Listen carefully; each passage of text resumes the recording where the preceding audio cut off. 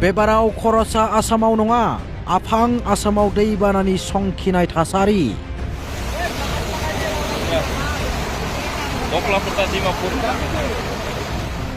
उदालगुरि जिल्लानि गोबां गामि लोमसावजाबाय मथावरि बायसना न' बां गासैबो दै सिङाव गोदोबाय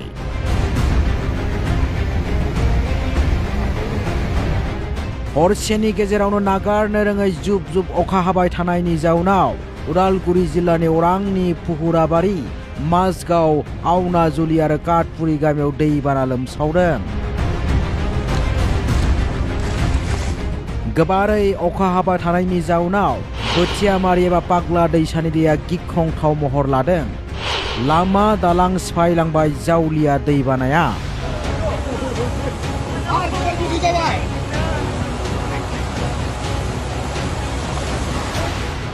माजबाद बियाबनि सिङाव थानाय खदा बिलनि पाक्का दालाङाबो जायखिजाया समावनो बायस'लांनायनि लामायाव बे पाक्का दालाङा जयोब्ला गोबां जेंनायाव गोग्लैगोन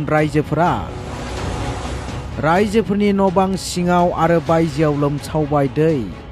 दैबाना लोमसावनाय नायदिंना खौरां लादों हादोरसानि केबिनेट मन्त्रि एबा जायगानि एमएलए सरन बर' बिथाङा उदालगुरि जिल्ला पुलिस गोजौ बिबानगिरिखौ लोगोआव लानानै दैबानानि गोब्राब समाव नुजाथिना रायजोफोरनि जेंनानि राहा लानो बिबानगिरिफोरखौ बिथोन होयो मन्त्रि सरन बर'आ गोनांथि जायोब्ला रैखाथि बादा गायसंना होनोबो थियारि जादों मन्त्रि सरन बर' बिथाङा हरसेनि गेजेरावनो जोंना बोथियामारि दै बेखौ गाहायाव फाग्लाबो होनो माजबाद टाउननि सेरजों फैनाय दै माने बे दैया ओरैबायदि बारायबोदों बारायनायाव जोंहा माजबाद खादाबिल लामानि जि फाखा दालां बेनि एप्र'चआबो एकदम जहांहां बे जयोबा बिराद उसुबिदा जागोन फारसेथिं जायगानि रायजोफोरा फोरमायनाय बादिब्ला बे दैबानाया दिनैनि समाव जानाय नङा गोबां बोसोर हमनानै बोसोरफ्रोमबो बेबायदिनो लोमसावजाबोयो बे ओनसोलनि रायजोफोरा नाथाय बे बोसोराव थांनाय बोसोरनिख्रुइ बांसिन दैबाना लोमसावनायनि जाउनाव हालाय हाफाय जानांदों ओनसोलनि सैनांनाय रायजोफोरा दैबानाया दिनैनिल' नङा जोङो उन्दै समनिफ्रायनो दैबानाखौ जोंनि ओनसोलाव नुबोबाय थादों किन्तु देग्लाय एसे बारा जानायखौ नुनो मोनदों मानो होनबा ओनसोलनि गोबां खहा खालामबाय फारसेथिं दैबानाया सुबुं माहारिनि न' बाङाव दै लोमसावनायजों लोगोसे बिखानि गोलोमदैखौ हायाव बोहैख्लायहोना आबादारिफोरनि मोनसेल' आसा सिमांनि आबाद फसलखौबो खहा खालामबाय दैबानाया बिखा बिखा आबाद हायाव बालाया खबसिनबाय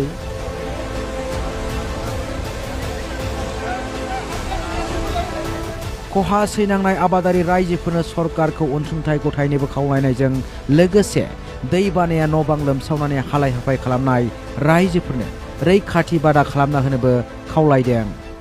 आबादारिफोरा मोजाङैनो गोबां खस्थ' खालामनानै आबादखौ मावखांबायमोन दा बेनि उनाव नै दैमाया सिलिंखार खालामलांबाय बाला फबजोब्बाय दा बेयाव सरकारनिफ्राय जोङो अनसुंथाइ होनायखौ जों खावलायो पाग्लादिया दैमानि उसिफावबोनाय दैया रौता बियाबनि गोबां गामि ओनसोलाव दै लोमसावहोदों फारसेथिं पाग्लादिया दैमाया गिख्रंथाव खुरखानायनि महर लादों खरसा आसामनि बायदिनो न' सिङाव बायजोआव लोमसावबाय दैया जाउनाव न'खरफोरनि संनाय खावनायाव हेंथा नुजाथिदों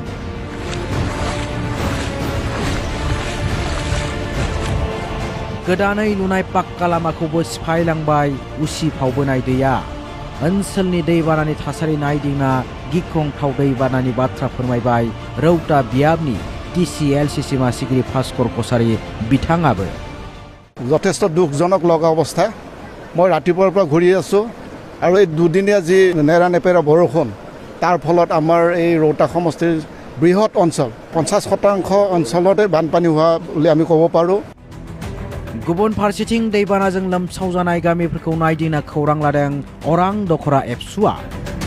उदालगुरि जिल्ला अरांनि गोबां गामिफ्रा दैबानाजों लोमसावजादों अरांनि गोबां गामिनि लामा दालां बायफ्लंलांदों दैबानायाव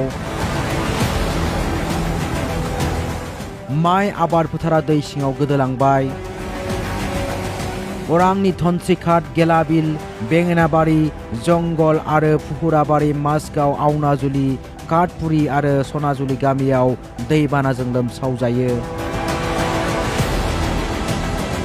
अरां दखरा दुलाराय बर' फरायसा आफादा दैबानाजों लोमसावजानाय गामिफोराव नायदिंहैनानै सैनांनाय सुबुंफोरखौ खौरां लानायजों लोगोसे सरकार खुंथायखौ राहा लानो खावलायो। काटपुरिनि सिङाव जिखिनि रायजो राजाफोर दङ बिथांमोना दा गामि सिङावनो दंबाय थायो। बाहेराव ओंखारबोनो हानाय बिथांमोना जेबो राहा गैला। लामाया मोननैथिंबो जाय मोननै लामाथिं बिथांमोना ओंखारबोनानै बाहेराव फैयोमोन, स्कुलाव फैयोमोन फरायसाफोरा, सोरबा खामानि मावग्राफोरा बिथिंजाय फैनानै खामानि मावनो फैयोमोन। दा बिनिफ्राय बिथांमोना माने जानगाराव थानो गोनां बाध्य जाबाय। अरांनिफ्राय साबाय बर'नि हेफाजाबाव निउज डेस्क रिपर्ट बड' लाइभ 24।